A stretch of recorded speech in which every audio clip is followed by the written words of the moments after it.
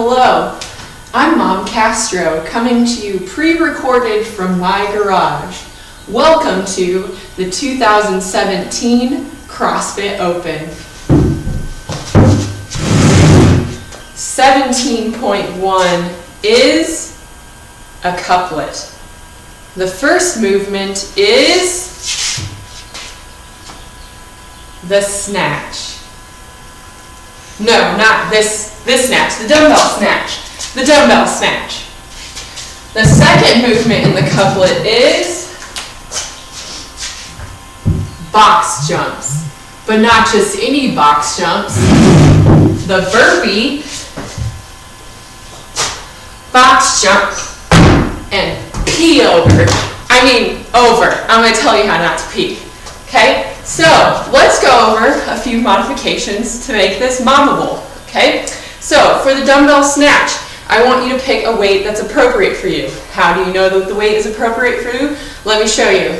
I did this workout with a 15-pound dumbbell because that's what I had in my garage, and that felt safe for me. I was able to maintain stability in this area, so that was good for me. So, for the dumbbell snatch, you want to pick a weight that allows you to maintain engagement of your transverse abdominis, this muscle right here, and maintain stability here. If your linea alba is bulging during this movement, the weight's probably too heavy for you. You need to go down in weight. So pick a weight that allows you to keep the transverse abdominis engaged and the midline stable. So I'm going to show you a few reps, what it looks like.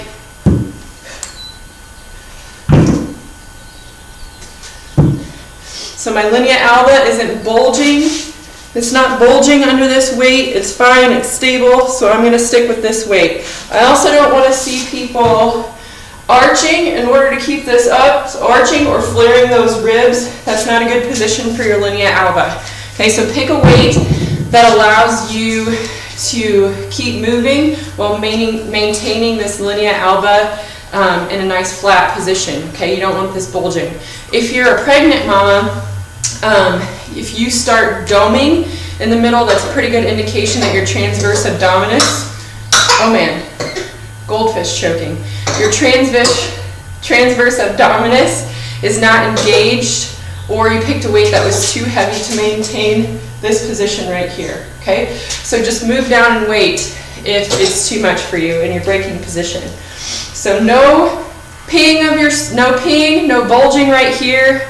No doming for pregnant mommies, no arching of your back, and no flaring of the ribs. Okay, keep this locked in nice position right about here. Use your legs. So one of the problems that a lot of people will have, especially if they're going down in weight, is that they will not engage their legs in the dumbbell snatch because it's simply a really light weight. So if you're having to go down in weight, what often happens is you end up doing this thing where you're just bending over and not using your legs at all. Okay? So this may not feel terrible during the workout, but afterwards you might have a really sore lower back. So I want you to make sure, I know the weight feels really, really light, but in order to maintain abdominal stability, you're going to have to choose a light weight possibly. So in order to not have lower back pain, you really need to engage your legs rather than not engaging them. Otherwise, you're going to have a really sore back. So engage those legs in the movement while you're doing the dumbbell snatches. So, a lot of people are switching weights in the air. You can actually watch a lot of videos of skills about that. I like doing this to make the movement more efficient. So I just switched in midair, handed off in midair. Okay? So, practice those movements for efficiency before you start. Alright, burpee modifications. So you're going to be doing burpee, box jump over. Burpee modifications for mommies a lot of times end up being, hey, just go ahead and do the burpee jump out. So that is a good option, especially if you're pregnant. One thing that I want you to watch for is if you're not able to maintain this position and you start doing the sway back position, this is really hard. I don't even want to do it. That's really hard on your linea alba because your pelvis is forward and all of that weight is just straining on your linea alba.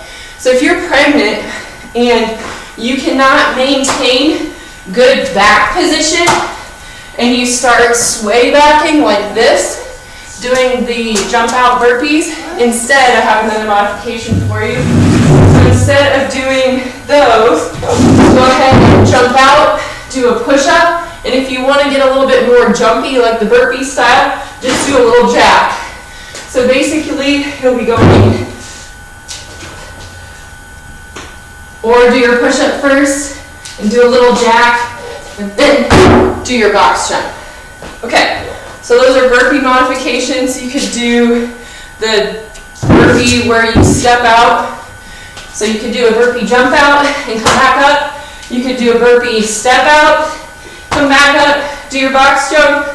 Or you could do a push up from the box, a jack, and then go into your box jump. So those are some modifications that you can use.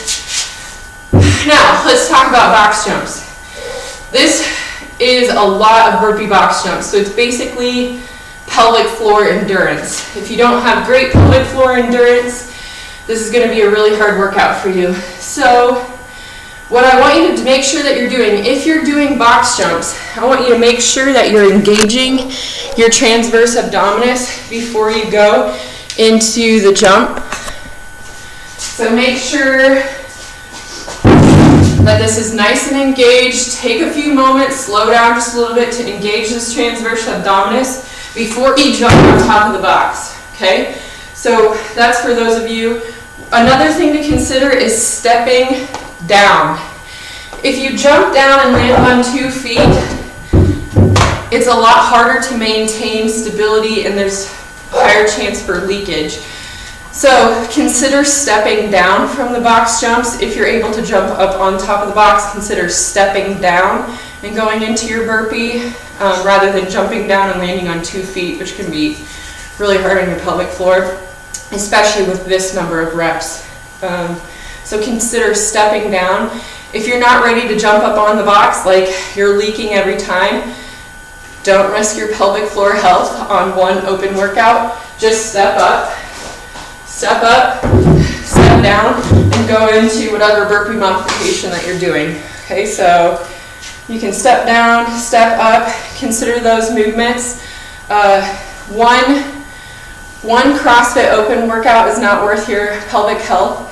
So I want all moms to be a part of the community and participate as well, but not in a way that risks your pelvic and abdominal health. So in order to participate in this in a cool way, even if you're not signed up for the open, but you want to do the workouts, you can post your time or your score or any meaningful mommy accomplishments on this video or Facebook or on my blog, and I promise that I'll be proud of you. So again, good luck to you from Mom Castro, and I hope that your 2017 CrossFit Open is a fun and healthy one.